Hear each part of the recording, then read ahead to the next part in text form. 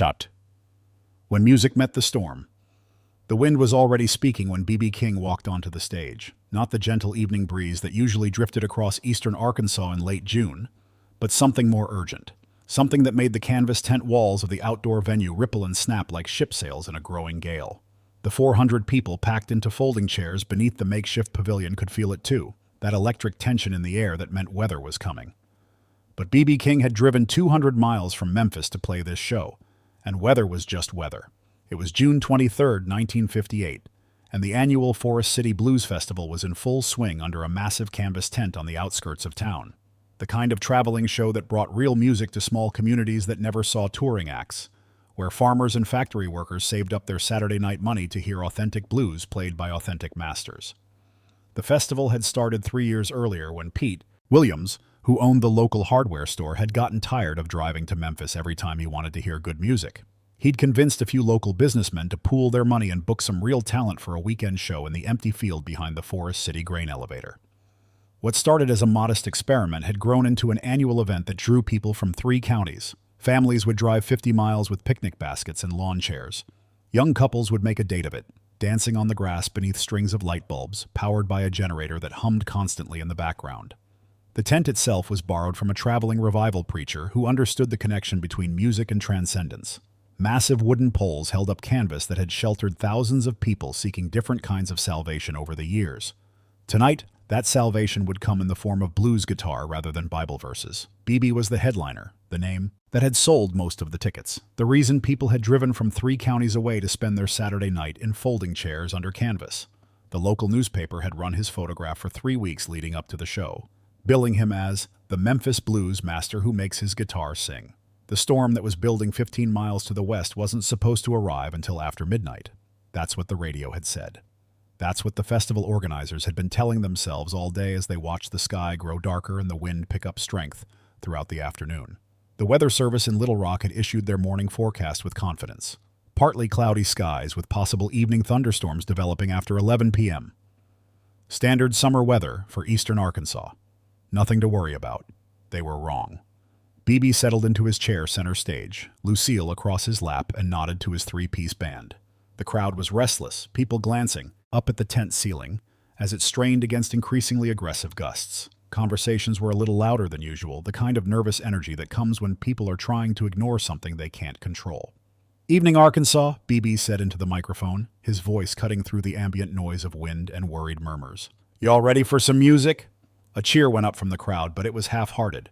People were distracted, divided between their desire to hear B.B. King play and their growing concern about the weather outside. B.B. started with 3 o'clock blues, letting Lucille's opening notes establish that familiar conversation between guitar and audience. But tonight felt different. The music had to compete not just with the usual distractions of a live show, but with the increasingly dramatic soundtrack provided by nature. The wind was getting stronger. 20 minutes into the set, during a quiet moment between songs, everyone heard it. A low, distant rumble that wasn't thunder, something deeper, more sustained, like a freight train that never quite arrived at the station. People began shifting in their seats, looking toward the tent entrance, calculating distances to their cars. Mothers pulled their children closer. Men stood up to get a better look outside, their faces showing the kind of concern that came from years of living in tornado country. Margaret Fulton, who'd driven down from Jonesboro with her teenage daughter, felt her stomach tighten with familiar anxiety. She'd lived through the tornado of '52 that had taken out half of downtown Paragould. She knew that sound. She knew what it meant when the air pressure changed, and dogs started barking in the distance. "Mama," her daughter whispered, "maybe we should go." Before Margaret could answer, the sound they'd all been dreading crackled through the evening air. That's when the radio crackled to life. The festival organizer, a nervous man named Pete Williams, had set up a small table with a battery-powered radio near the stage so he could monitor weather reports. He'd been keeping the volume low all evening, trying not to interfere with the music. But what came through the speakers now was too important to keep quiet. "This is KXJK Little Rock with an urgent weather bulletin. A tornado warning has been issued for St. Francis County, including the Forest City area. A large tornado has been spotted moving northeast at approximately 45 miles per hour. All residents should immediately seek shelter in interior rooms away from windows. This is not a test. I repeat, this is not a test." The effect was immediate and dramatic. People started standing up, looking around frantically, talking in urgent whispers about where to go, what to do. The nearest substantial building was the grain elevator, but that was a quarter-mile away. Most people had driven to the festival, but their cars were parked in an open field that offered no protection from severe weather. Fear rippled through the crowd like electricity. Children started crying. Adults began gathering purses and jackets, making rapid calculations about timing and distance and safety. A few began moving toward the exits, but hesitated when they realized they had nowhere safe to go. "There's no basement here," someone called out. "Where are we supposed to go?" "The grain elevator's too far," another voice replied. We'd never make it if that thing's moving fast." The tent itself offered no real protection. Canvas and wooden poles might keep out rain, but they'd be worse than useless against a tornado.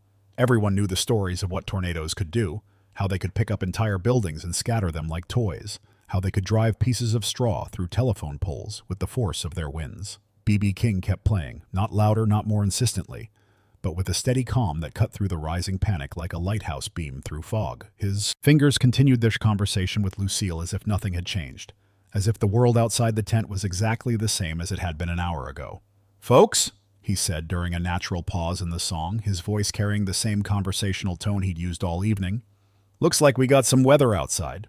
A few nervous laughs rippled through the crowd. "Now I know some of y'all are thinking about heading home. That's understandable. Weather can be scary, especially when you're not sure what's coming." The wind gusted harder, making the tent walls snap like gunshots. A few more people stood up. "But I'll tell you what I think," BB continued, still playing soft chord progressions as he spoke. "I think music and storms have something in common. They both move through you, change the air around you, make you feel things you can't quite name." He played a brief, melodic phrase that seemed to echo the sound of wind through trees. "Difference is we can't control the storm, but we can control the music. And right now, right here, we've got the power to make something beautiful together, no matter what's happening outside." An older woman in the third row called out, "What if the tornado comes this way?" BB looked directly at her. "Then we'll face it together, ma'am, with music." There was something in his voice, not recklessness, not denial of the danger, but a quiet certainty that some things were more important than fear, a belief that the act of making music together created something stronger than the sum of its parts. Pete Williams appeared at the edge of the stage, gesturing urgently toward the radio. More weather updates, more warnings. BB nodded to acknowledge him, but didn't stop playing. "Pete there is trying to tell me about the weather report," BB said to the audience. "And I appreciate that. Information is important. But you know what I learned a long time ago? You can spend your whole life preparing for storms that never come. Or you can make music while you wait to see what actually happens." The truth was, BB had been in storms before. Real ones and metaphorical ones. He'd played through lightning that lit up the sky like God's own strobe lights. He'd performed while hurricanes battered the Gulf Coast. He'd kept playing when riots broke out, when fights erupted, when the world seemed to be falling apart around him. Music didn't stop for weather. "I'm going to keep playing," BB announced. "Anyone who wants to leave, you go ahead. No judgment. Take care of yourself and your family. But anyone who wants to stay and see what happens when music meets a storm, you're welcome to ride this out with me." About 50 people got up and left. The smart ones, probably. The ones who understood that tornadoes were unpredictable, dangerous, not to be treated lightly. But 350 people stayed. They stayed not because they were fearless, but because something in BB's calm certainty made them want to see what he was talking about. Because the idea of making music together in the face of natural chaos felt like an act of defiance that meant something. BB launched into Sweet 16, and for the first time all evening, the music and the storm seemed to be in conversation with each other. The wind provided percussion, the tent walls added texture, the distant rumble of thunder created a bass line that no human instrument could match. The audience began to relax, not because the danger had passed, but because they'd made a collective decision about how to face it, together, with music as their anchor. 30 minutes later, the tornado touched down, not directly over the festival site, but close enough that they could see it. A dark funnel against the evening sky, maybe 2 miles to the south, moving across farmland with the inexorable power of something much larger than human comprehension. The crowd watched through the tent opening, mesmerized by the sight of raw natural force tearing across the landscape. Some people were crying. Whether from fear or awe, it was impossible to say. Others stood transfixed, witnessing something they'd never seen before and might never see again. BB never stopped playing. He adjusted his music to match the moment. Slower, more contemplative, leaving space for people to process what they were experiencing. Lucille's notes seemed to provide a soundtrack for the tornado, not competing with it, but complementing it, creating a musical framework that helped people absorb the magnitude of what they were witnessing. "Look at that," BB said softly into the microphone, his fingers still moving across the strings. "Nature making its own kind of music. Different from ours, but music all the same." The tornado moved through the visible landscape like a dark dancer, touching down and lifting up, following patterns that seemed both random and purposeful. It was terrifying and beautiful and completely beyond human control. "Makes you think about power," BB continued, playing gentle arpeggios that rose and fell like breathing. "What we can control and what we can't. What we're responsible for and what we just have to witness." A young man near the front called out, "Aren't you scared?" BB considered the question seriously. "Sure, I'm scared. Fear's natural when you're looking at something that could change everything in a few seconds. But I'm not more scared than I am amazed. And I'm not so scared that I forget what I'm supposed to be doing, which is making music, connecting with y'all, being present for whatever's happening right now, instead of worrying about what might happen next." The tornado moved northeast, eventually disappearing into the distance. No one was hurt. No buildings in town were damaged. It had been, in the end, a close call rather than a disaster. But something had changed under that tent. For an hour, 350 people had chosen to stay together and face uncertainty with music as their common language. They'd discovered that fear shared was fear diminished, that beauty could coexist with danger, that the act of making music together created a kind of courage that none of them possessed individually. Margaret Fulton found herself thinking about her late husband, who'd always said that the best way to face trouble was to face it with friends. Tonight, she'd been surrounded by strangers who'd become something like friends through the simple act of choosing to stay and listen to music while a tornado passed nearby. Young Billy Henderson, who'd come to the festival with his buddies after finishing their shift at the Cotton Gin, had never experienced anything like it. He'd expected to hear some good blues and maybe meet some girls. Instead, he'd been part of something that felt almost religious. A community of people choosing hope over fear, music over panic. "I never knew music could do that," he told his friends as they walked to their car after the show. "Make you feel brave when you're scared." "It wasn't the music," his friend Jake replied. "It was BB. Guy's got nerves of steel." But Billy shook his head. "No, it was all of us together. The music just gave us something to focus on besides being scared." BB played for another hour after the tornado passed. But the music felt different now. Deeper. More connected. The audience participated more actively, singing along, clapping, moving in their chairs like they were part of the band, rather than just observers. He played songs they knew. "Sweet Home Chicago," "Every Day I Have the Blues," traditional numbers that invited participation. But he also played longer, more contemplative pieces that seemed designed to help people process what they'd just experienced together. During one extended guitar solo, BB closed his eyes and let Lucille speak directly to the emotions in the room. The notes he played seemed to acknowledge everything: the fear they'd all felt, the courage they'd found, the strange beauty of witnessing natural power while creating something beautiful together. People in the audience found themselves crying, not from sadness but from a kind of release they couldn't quite name. They'd been through something together that had changed them, and the music was helping them understand what that change meant. When he finally closed the show with "The Thrill Is Gone," it felt less like an ending than a beginning, a recognition that they'd all been through something together that had changed them. The song took on new meaning after what they'd experienced, not just about romantic loss, but about the loss of innocence that comes from facing real danger and discovering you're stronger than you thought.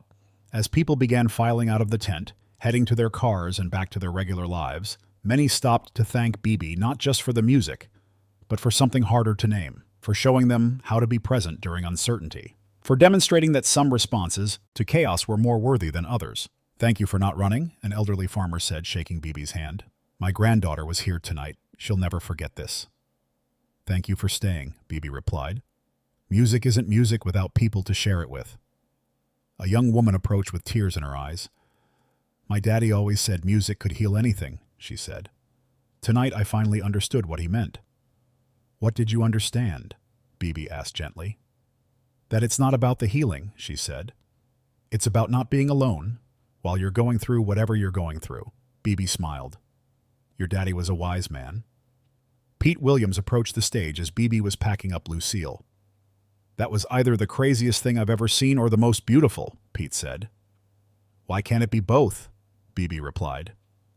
"Weren't you worried about people getting hurt?" BB looked out at the last few audience members making their way to the parking area, talking animatedly among themselves about what they'd experienced. "I was worried about them getting scared," he said. "Fear makes people do stupid things. Music makes people do brave things. Seemed like a better choice. What if the tornado had actually hit us? Then we'd have faced that together too. With music. Until we couldn't anymore. Then without it. But still together. Pete shook his head in amazement. You really believe music is that powerful? BB closed Lucille's case and stood up, looking around at the tent that had sheltered them all through one of the most unusual concerts of his career. Music doesn't stop tornadoes, he said. But it does something else. It reminds people who they are when everything around them is changing. It gives them something to hold on to when they can't control what's happening to them. He picked up the guitar case and started walking toward the exit. Tonight we made music while a tornado went by. That's not going to stop any future storms, but everyone who was here knows something now that they didn't know before. What's that? That they can make beauty in the middle of chaos, that they can choose how to respond when the world gets scary, that music, real music, music made together, is stronger than fear. BB loaded his equipment into his car and drove back to Memphis through the clearing night air. Behind him, the tent was being taken down, the chairs stacked, the stage disassembled. By morning, there would be no physical evidence that anything special had happened in that field. But 350 people went home that night with a story they would tell for the rest of their lives. About the night BB King played, while a tornado danced across the Arkansas sky. About choosing music over fear. About the power of staying present during uncertainty. About the night they learned that storms pass. But music, real music, made with intention and shared with community, can last forever. The wind continued to blow across eastern Arkansas long after the music stopped, but something else continued too. A memory of harmony created in the face of chaos. A lesson about courage that had nothing to do with the absence of fear and everything to do with the choice of what to do while afraid. BB King had played through thunderstorms before, and he'd play through them again. But June 23rd, 1958, became the night that proved what he'd always suspected. When music meets the storm, music wins. Not by stopping the storm, but by reminding everyone listening that they have a choice about how to greet whatever comes their way. Together, with intention, with beauty, with music as their anchor in the wind.